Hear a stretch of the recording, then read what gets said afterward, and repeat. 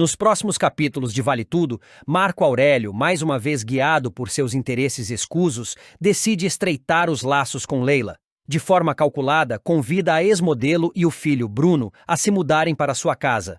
Com palavras doces e promessas de estabilidade, ele convence Leila de que aquele é o melhor caminho para o futuro do menino.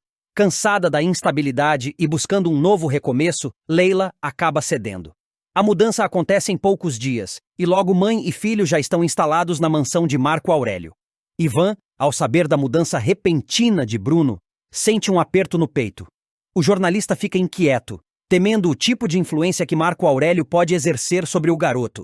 Ele conhece o caráter duvidoso do executivo e teme que Bruno seja envolvido em um ambiente cheio de vaidade, ambição e falsas promessas. Preocupado, Ivan tenta conversar com Leila, mas ela está decidida a dar esse passo, acreditando que está fazendo o melhor para seu filho. Enquanto isso, Odete Reutemann segue com seus planos de manipulação e controle. Ao descobrir que Celina pretende viajar, algo que ameaça sua influência sobre o núcleo familiar, Odete recorre à única pessoa que enxerga como uma aliada útil: Maria de Fátima. Em um encontro carregado de tensão e dissimulação, Odete propõe um acordo à jovem ambiciosa.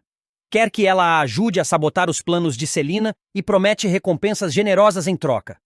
Maria de Fátima, sempre disposta a subir na vida, aceita sem hesitar. Antes de continuar, já deixe nos comentários qual é o seu personagem favorito da novela até agora. E também se inscreva no nosso canal, assim você ficará por dentro tudo o que irá acontecer em Vale Tudo. Paralelamente, Laís vive um drama pessoal angustiante. Ela procura Marco Aurélio para exigir que ele devolva Sarita, sua filha, que está sendo mantida longe dela em mais uma das manipulações do empresário. Desesperada, Laís revira gavetas, cofres, procura nos escritórios. Mas os documentos da menina sumiram. Marco Aurélio nega tudo, mantendo a fachada cínica, e Laís se sente impotente diante de tanta frieza. Eugênio, por sua vez, tenta convencer Celina a comparecer ao jantar organizado por Esteban, insistindo que ela precisa manter as aparências e não deve se isolar por causa dos problemas com Heleninha. Relutante, Celina acaba cedendo. No entanto, ao retornar para casa após se arrumar para o evento, ela se depara com uma cena desesperadora. Heleninha trancada no quarto, inconsciente, após mais uma recaída com o álcool. O impacto da imagem é devastador. Celina, tomada pelo desespero, bate na porta, grita, tenta acordar a filha. Mas Heleninha não responde. Odete, ao saber do ocorrido, sorri discretamente. Para ela, tudo saiu conforme o planejado. Mais uma vez, conseguiu manipular os acontecimentos ao seu favor. E, como sempre, o sofrimento alheio parece ser apenas um detalhe diante de seus objetivos. Pouco depois de enfrentarem uma sequência de turbulências emocionais e familiares, Heleninha Reutemann e Ivan Meirelles finalmente encontram um momento de paz e amor. O casal, que reconstruiu sua relação com base no afeto, no respeito e na superação de traumas do passado, decide embarcar em uma viagem fora do Brasil, buscando sossego e a chance de se reconectarem longe de todas as pressões.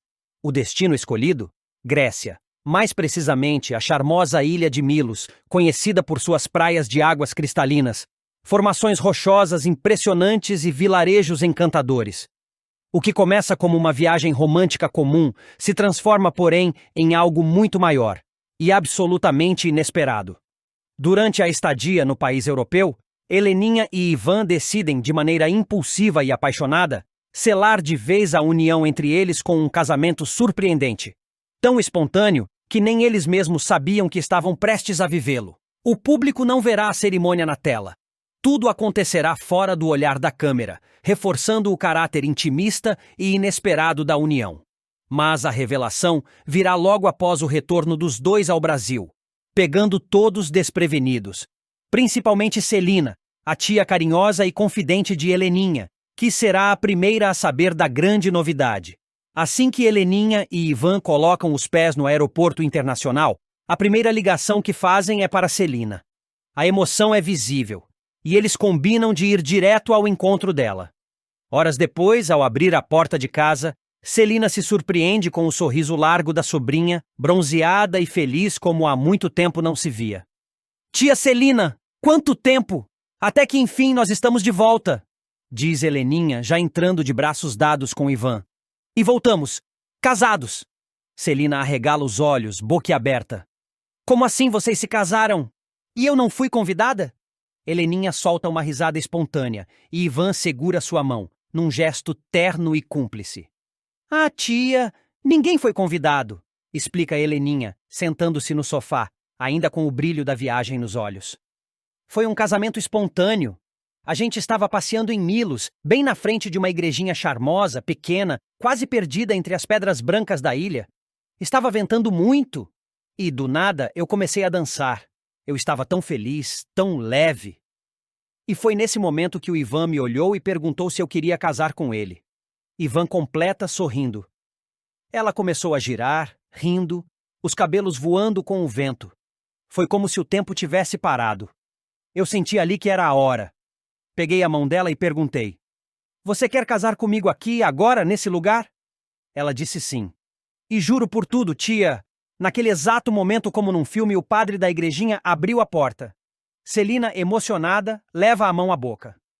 Vocês estão brincando. Parece mentira, mas foi assim mesmo, confirma Ivan. O padre abriu a porta, olhou pra gente e disse: Entrem. Entramos. Ele nos levou até o altar. Fez uma bênção linda, simples, mas com uma força. Foi tudo tão verdadeiro. A gente nem tinha roupa de cerimônia, mas parecia que tudo estava certo. Era pra ser. Eu usava um vestido branco leve, de algodão, e o Ivan estava de bermuda, completa a Heleninha rindo. O padre nem perguntou se tínhamos convidados.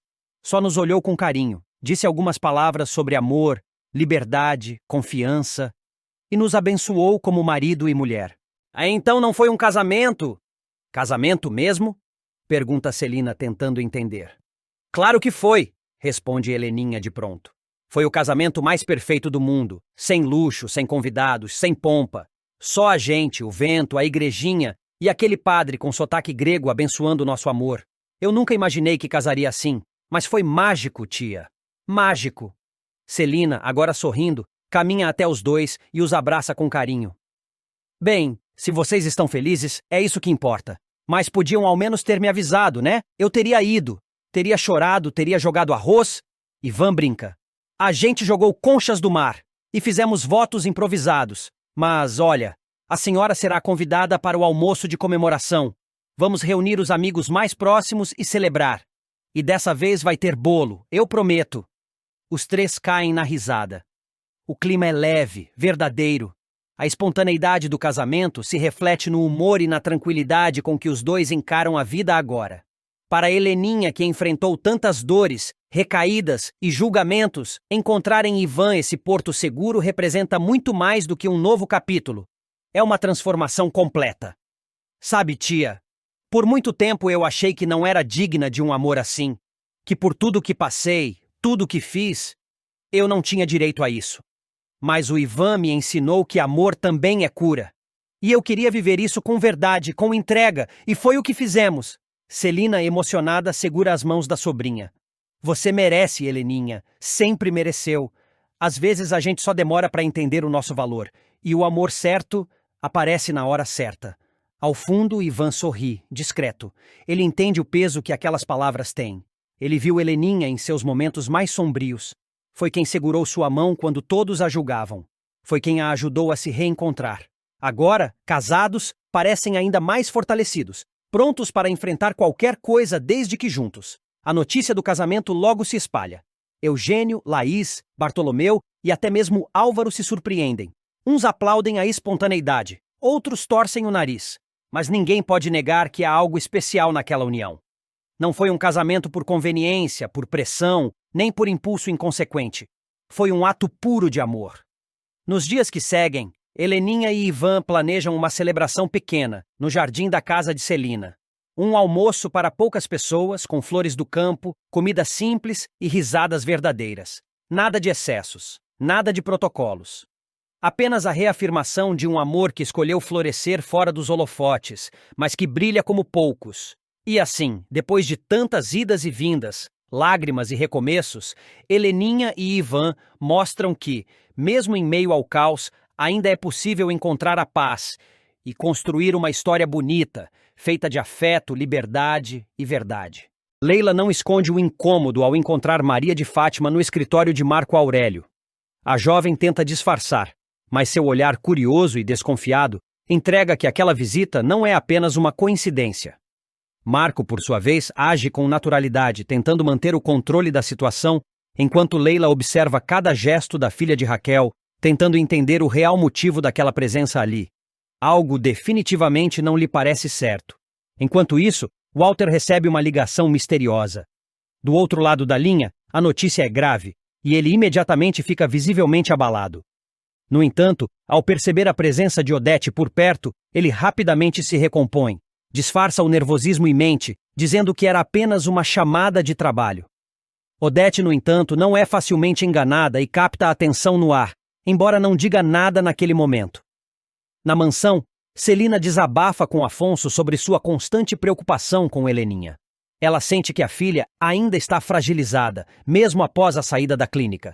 Celina teme que a jovem volte a se perder e que todo o esforço feito até agora seja em vão. Afonso tenta acalmá-la, mas também compartilha da mesma angústia silenciosa. Odete, sempre manipuladora, ouve a conversa entre Celina e Afonso e logo aproveita para alfinetar. Ela insinua com um sorriso sarcástico que Celina deveria reconsiderar a ideia de viajar com Esteban. "Você tem certeza de que sua filha está pronta para ficar sozinha?"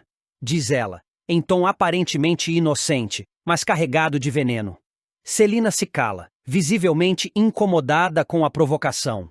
Antes de continuar, já deixe nos comentários qual é o seu personagem favorito da novela até agora e também se inscreva no nosso canal, assim você ficará por dentro tudo que irá acontecer em Vale Tudo.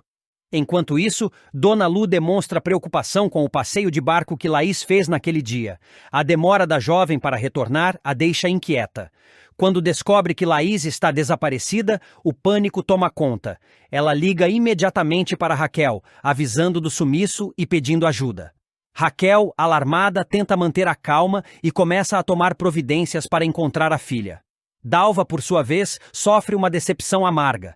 Ela havia convidado Poliana para acompanhá-la ao casamento de um parente próximo, mas a jovem decide não ir. Dalva se sente rejeitada e entra em um estado de tristeza profunda, sentindo-se sozinha e preterida. Enquanto a tensão aumenta, Odete surpreende a todos ao anunciar que ela mesma irá arcar com todos os custos da internação do pai de Walter, que se encontra em uma clínica de repouso. Sua atitude causa estranheza, pois parece generosa demais vindo de alguém tão calculista. Mas poucos sabem que há segundas intenções por trás desse gesto.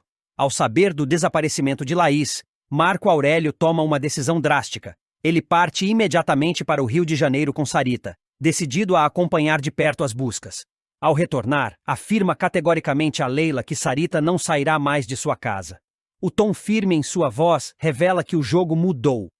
E ele está disposto a proteger o que considera seu, custe o que custar. Raquel sempre foi uma mulher de princípios. Criada na luta, batalhou por cada conquista, formou o caráter da filha com mão firme, ao menos tentou, e nunca permitiu que a mentira encontrasse abrigo em seu lar. Mas os tempos mudaram. E Maria de Fátima, sua filha, parecia ter se tornado especialista em transformar valores sólidos em poeira.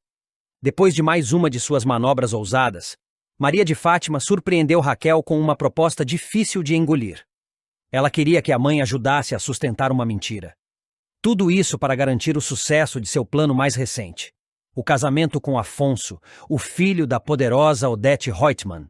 A decisão da moça de apresentar Afonso à mãe parecia um gesto inocente, quase doce. Mas havia uma camada bem mais densa por trás do convite. Antes do jantar, Fátima fez questão de preparar o terreno com Raquel. Com sua habitual frieza disfarçada de charme, sentou-se com a mãe e disparou, como quem oferece um café. "Mãe, preciso que você me ajude com o Afonso. Quero que você confirme algumas coisinhas na hora do jantar, tá?" Raquel, que já vinha desconfiada das intenções da filha, arregalou os olhos. "Confirmar o quê, Fátima? Só que o Rubinho... que ele foi só uma paquera rápida sua. Nada demais. Que ele nunca foi meu pai." Aquelas palavras atingiram Raquel como um tapa. O coração da cozinheira acelerou, e por um instante ela achou que fosse explodir. Respirou fundo, tentando manter a calma. "Minha filha, uma relação que já nasce baseada na mentira, vai parar aonde?" Fátima, como sempre, tinha uma resposta na ponta da língua. Eu sei, mãe. Mas eu amo o Afonso. E quero contar tudo um dia. Só que tem que ser aos poucos. Se eu falar tudo agora, ele termina comigo. A mãe dele, então, nem se fala. Odete vai me destruir. Raquel hesitou. Sentia que estava sendo manipulada pela própria filha, mas ao mesmo tempo, olhava nos olhos de Fátima e via o mesmo brilho que ela mesma já teve um dia. O desejo de vencer, de subir na vida, de não voltar para a miséria. Aquilo a comoveu. Contra seus próprios princípios, ela concordou. À noite, o jantar aconteceu no apartamento de Raquel. Ela preparou tudo com o capricho que lhe era natural. Uma mesa posta com simplicidade, mas cheia de carinho, pratos bem temperados e um sorriso no rosto que escondia um nó na garganta. Afonso chegou pontualmente, elegante, gentil. Parecia realmente encantado por Fátima. Cumprimentou Raquel com respeito, elogiou a comida, o ambiente e até se arriscou a lavar os pratos, mostrando-se um rapaz educado e prestativo. Raquel, por um momento, sentiu-se culpada por ter aceitado mentir para alguém tão genuíno. Mas já era tarde demais para voltar atrás. Durante o jantar, Fátima fazia questão de conduzir o assunto, mantendo tudo sob controle. Falava sobre sua infância, da escola, dos sacrifícios da mãe para criá-la sozinha. Em certo momento, Raquel pegou um álbum de fotos antigas para mostrar ao genro. Era algo natural, quase um ritual materno. Recordar os bons momentos, apresentar a história da família. Foi aí que o destino decidiu pregar uma peça. Folheando o álbum, Afonso se deparou com uma foto que fez seu coração acelerar. Eu conheço esse cara. Ele tocou naquele evento da Tomorrow em Paraty, um tempo atrás. Como é o nome dele mesmo? Raquel congelou. O nome parecia queimar em sua boca. Ela respirou fundo. Rubinho, respondeu, tentando soar natural. Afonso sorriu, relembrando o evento. Muito gente boa, ele... Acho que ele faleceu depois, né? Vocês estão bem jovens aqui. Já se conheciam desde aquela época? O clima na sala mudou. Afonso ainda não desconfiava de nada, mas o nervosismo de Raquel era visível. Ela olhou de relance para Fátima, que a encarava com olhos suplicantes, praticamente implorando para que sustentasse a mentira. Engolindo o orgulho e atropelando tudo o que sempre acreditou, Raquel respondeu. Nós tivemos um... namorico. Foi rápido, nada sério. Afonso riu, surpreso. Olha só, eu não sabia que a senhora era tão misteriosa, dona Raquel. Fátima, sem perder o ritmo, entrou no jogo com perfeição. É mãe, cheia de segredinhos. Mas nada passa por mim, viu, Afonso? Raquel disfarçou o incômodo com um sorriso forçado. Por dentro, ela estava arrasada. Sabia que aquela mentira podia crescer e virar uma bomba. E pior, que sua filha era capaz de continuar manipulando as pessoas para alcançar o que queria. Tentando desviar o foco da conversa, Fátima rapidamente reuniu as fotos, fechou o álbum e se levantou. Já está ficando tarde, né, mãe? Vamos indo, amor. Você tem treino cedo amanhã. É verdade. Foi um prazer, dona Raquel, disse Afonso beijando a mão da sogra. Depois que os dois saíram, Raquel permaneceu parada na sala, o álbum no colo, olhando para a foto de Rubinho. Uma lágrima solitária escorreu por seu rosto. Me perdoa, Rubinho, sussurrou com a voz embargada. Eu devia ter contado. Devia ter enfrentado tudo. Enquanto isso, no carro, Fátima estava radiante. Achava que tudo tinha saído como o planejado. Segurou a mão de Afonso com carinho e sorriu com doçura. Então, o que achou da minha mãe? Ela é maravilhosa, forte, gentil. Agora entendo de onde vem a sua determinação. Mas mesmo com aquele elogio, no fundo do coração de Fátima havia um resquício de culpa. Ela sabia que aquela história tinha sido construída sobre um alicerce podre, e que cedo ou tarde a verdade viria à tona. O problema era, quando isso acontecesse, quem ainda estaria ao seu lado? Do outro lado da cidade, Odete Reutemann estava em sua mansão, mexendo em seus arquivos, observando atentamente uma ficha com o nome Maria de Fátima Axioli em destaque. Ela não confiava naquela moça. Algo lhe dizia que havia mais do que os olhos podiam ver. E Odete, quando desconfiava de alguém, não descansava até descobrir tudo. Nos dias seguintes, Raquel mal conseguia dormir. A mentira que havia contado não saía de sua cabeça. Ela se lembrava de Rubinho com carinho, das conversas, dos momentos de ternura. Ele havia sido mais do que um namorico. Tinha sido um amigo, um companheiro, alguém que merecia ser reconhecido como pai de Fátima. Mas agora, com ele morto e enterrado, a verdade parecia enterrada junto. Ainda assim, uma parte de Raquel acreditava que a filha acabaria revelando tudo, talvez no momento certo, como prometeu. Mas a outra parte, mais racional, sabia que Maria de Fátima era movida por ambição, não por remorso. E o casamento com Afonso seria mesmo por amor? Ou mais uma jogada para ascender socialmente? Naquele instante, Raquel percebeu que havia cruzado uma linha da qual talvez nunca pudesse voltar. Havia traído seus princípios, sim, mas o pior era ter feito isso pelas mãos da filha. E no fundo, o que mais a assustava era perceber que, por amor a Fátima, ainda poderia mentir de novo. Maria de Fátima está decidida a se firmar de vez no mundo da alta sociedade, e para isso não hesita em fazer alianças perigosas. Em uma conversa tensa e cheia de segundas intenções, ela oferece ajuda a Marco Aurélio em uma situação delicada, mas deixa claro que nada vem de graça. Com um olhar calculista, afirma: "Eu posso te ajudar, Marco, mas você vai me dever um favor." E dos grandes, o executivo, mesmo desconfiado, aceita a proposta. Ele sabe que Maria de Fátima é ambiciosa, mas também é esperta. E naquele momento, ela era a única que podia livrá-lo de um problema maior. Enquanto isso, em outro ponto da cidade, o novo emprego de Bartolomeu causa polêmica.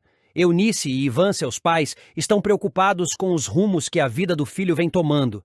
Eles não aprovam o ambiente em que ele vai trabalhar e temem que isso o afaste dos princípios que sempre defenderam. "Esse trabalho não combina com você, Bartô", diz Eunice, visivelmente aflita. "É perigoso e instável. Você merece mais", completa Ivan.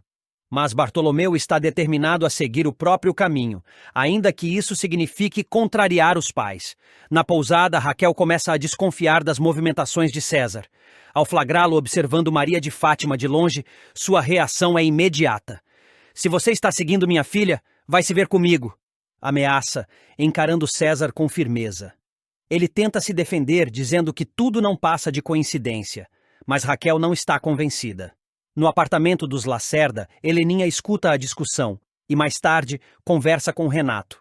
Ela sugere que ele entreviste Bartolomeu para uma vaga em sua empresa, talvez assim ele consiga um rumo melhor na vida.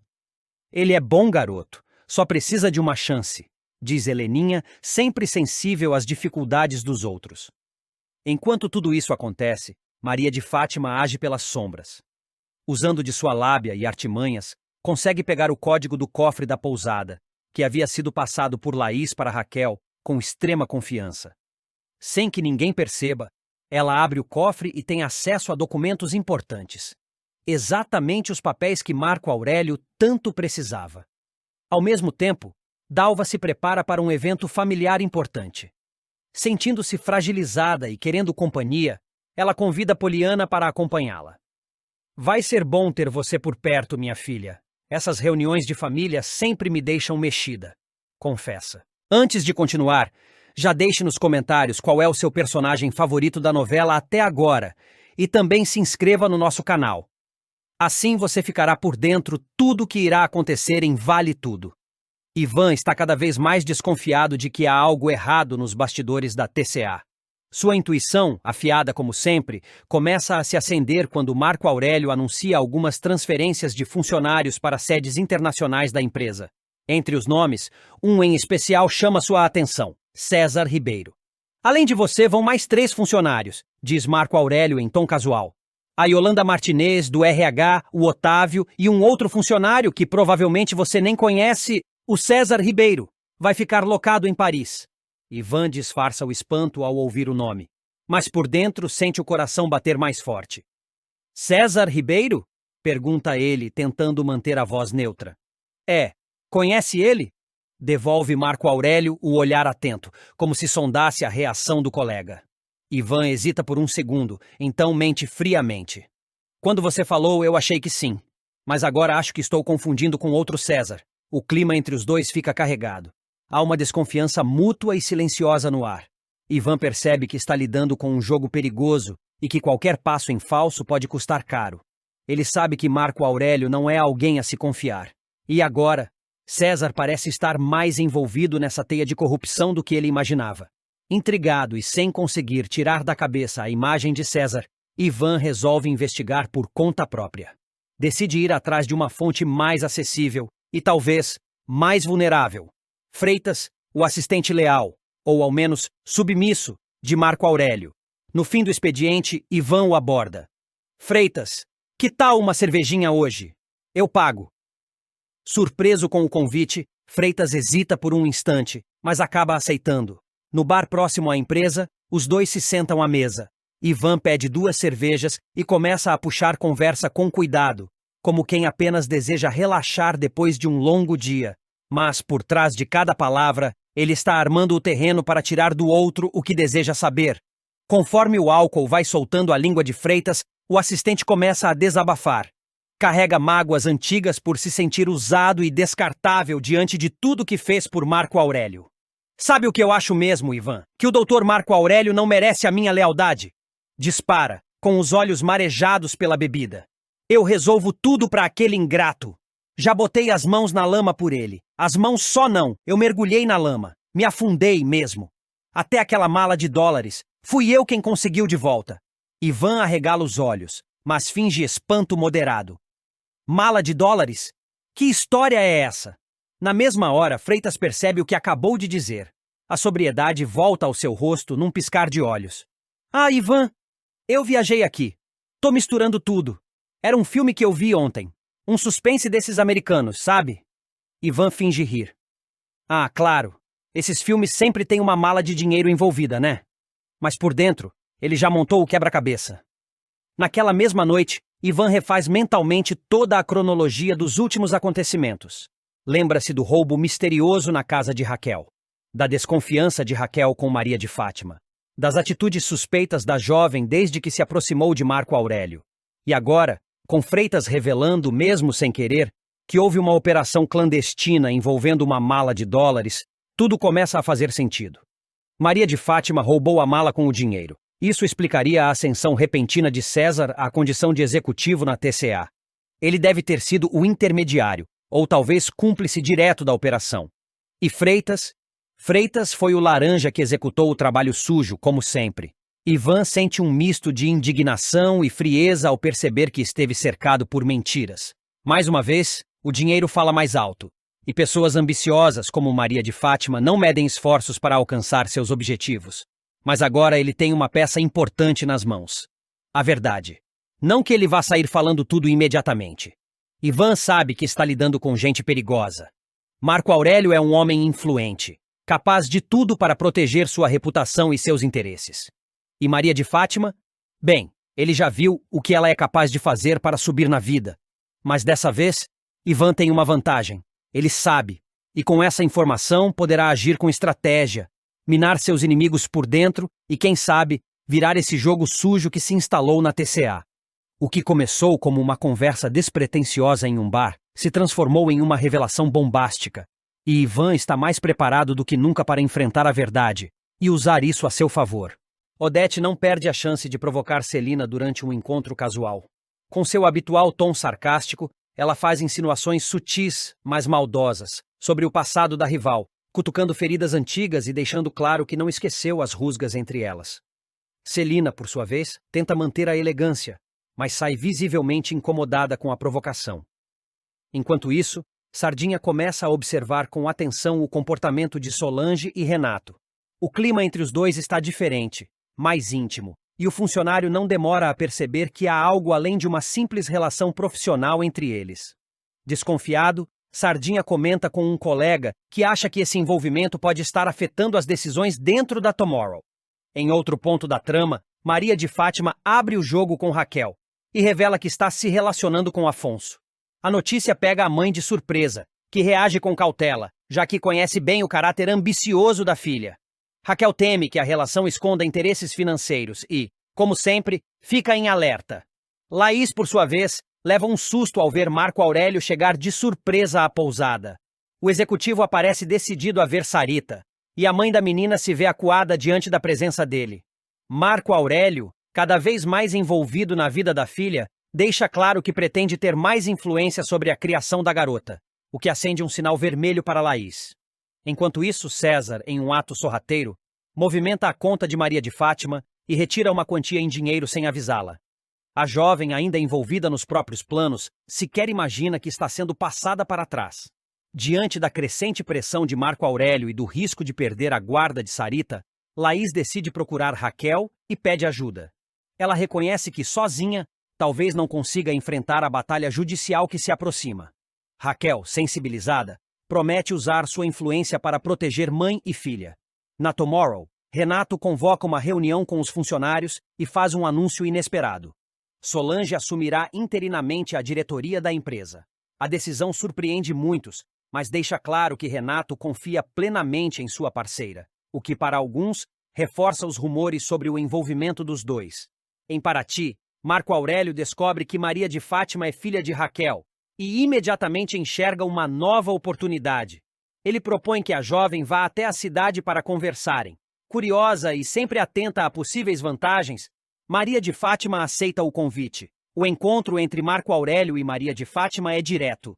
Ele, com seu jeito persuasivo, revela suas intenções e tenta convencê-la a colaborar com seus planos, deixando claro que pode haver algo vantajoso para ela, desde que esteja disposta a jogar conforme suas regras. Maria de Fátima sempre soube o que queria da vida: dinheiro, poder e prestígio. Desde que colocou os pés no Rio de Janeiro, ela traçou um plano minucioso para alcançar o que considera sucesso. E esse plano incluía, é claro, fisgar Afonso Reutemann, o herdeiro bilionário de Odete Reutemann. O casamento com ele era sua porta de entrada definitiva para o mundo dos ricos e influentes. Tudo parecia correr conforme o planejado. Mas como em toda boa novela, o inesperado bate à porta no momento mais decisivo, prestes a embarcar para Paris ao lado de Afonso, numa viagem romântica que serviria como o grande passo rumo ao noivado. Maria de Fátima é surpreendida por uma proposta que balança toda a sua estrutura. Ela é convidada para ser o rosto de uma campanha internacional comandada por ninguém menos que Mário Testino, um dos fotógrafos mais renomados do mundo da moda. O cachê oferecido é irresistível: R$700 mil por um contrato de 1 ano. Para qualquer modelo iniciante seria o sonho de uma vida. Para ela, ambiciosa como sempre, é a consagração de uma imagem que há muito tenta construir. A oportunidade surge após um teste feito às escondidas, por insistência de uma produtora que acreditou em seu potencial. O ensaio deu certo, e Testino ficou impressionado com o seu perfil. Era a chance de ouro que muitas aspirantes à fama jamais teriam. Mas havia um obstáculo considerável. Aceitar o trabalho significaria abrir mão da viagem com Afonso. E mais do que isso, poderia comprometer toda a encenação que vem fazendo para levá-lo ao altar. Fátima se vê diante de um dilema cruel. De um lado, a independência financeira, a projeção internacional e a carreira própria. De outro, o caminho mais seguro e calculado de se tornar esposa de um bilionário e garantir uma vida de luxo sem precisar levantar um dedo. Confusa e ansiosa, ela decide abrir o jogo com Afonso. Leva o contrato até ele, pede sua opinião e ouve um parecer sóbrio. Não assina nada agora, Fátima. Essa proposta pode esperar.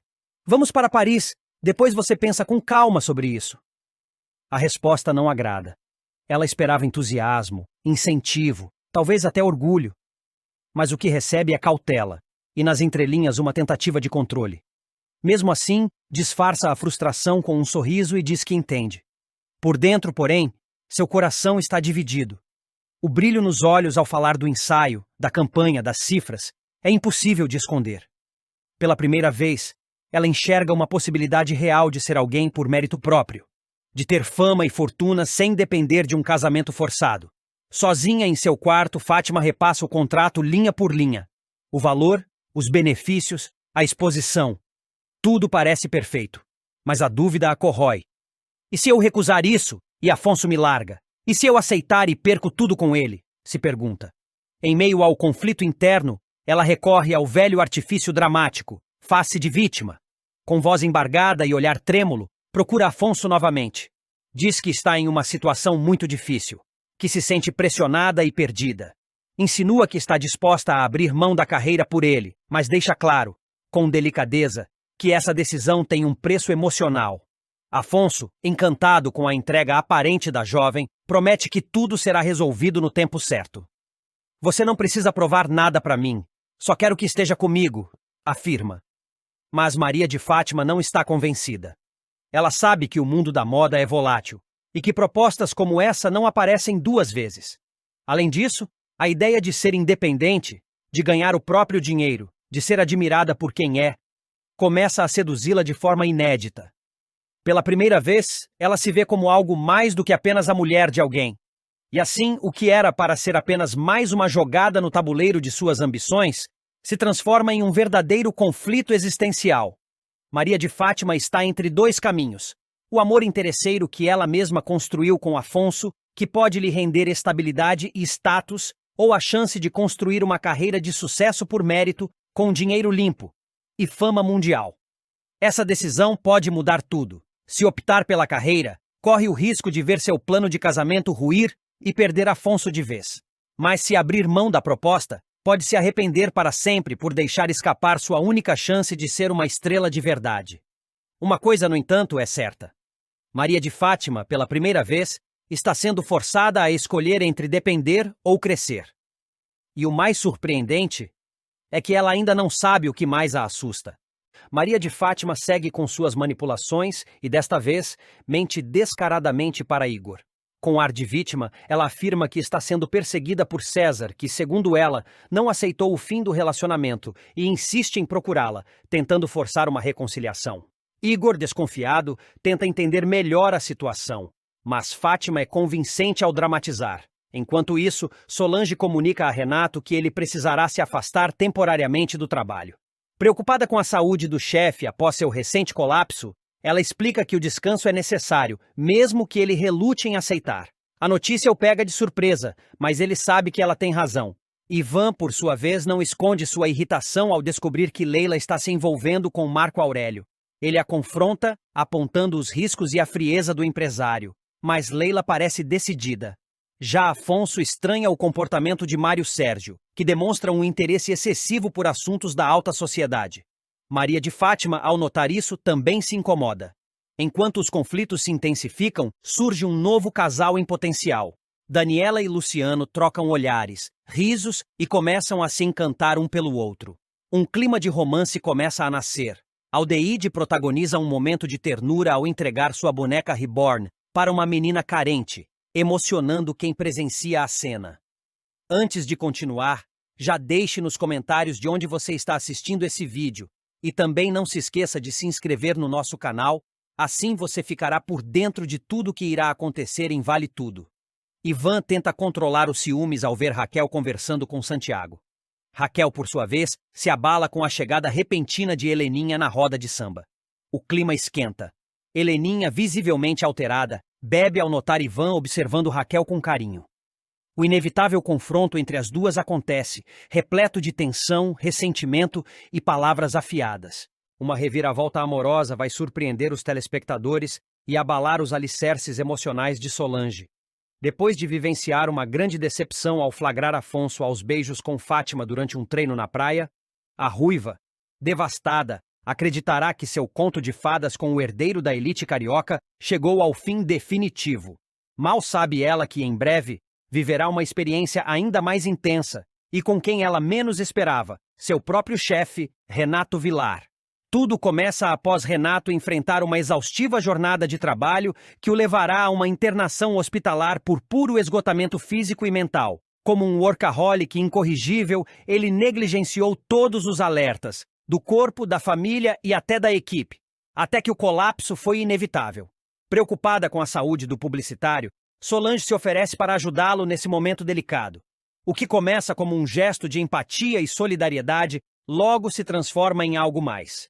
Ao receber alta, Renato decide mudar de ares. Resolve deixar o apartamento que dividia com Marco Aurélio e se mudar, mesmo que provisoriamente, para o seu novo imóvel, ainda em reformas. Solange se oferece para acompanhá-lo nessa transição, preocupada com o fato de ele não estar em plena forma. O cenário é intimista. Caixas empilhadas, cômodos ainda sem móveis, cheiro de tinta fresca e uma única garrafa de vinho resgatada no meio da bagunça. Eles brindam a nova fase, ele, de recuperação, ela, de recomeço. Entre risos tímidos e olhares que duram um pouco mais do que o habitual, a tensão entre os dois vai crescendo. O silêncio que se instala em certos momentos diz mais do que qualquer palavra.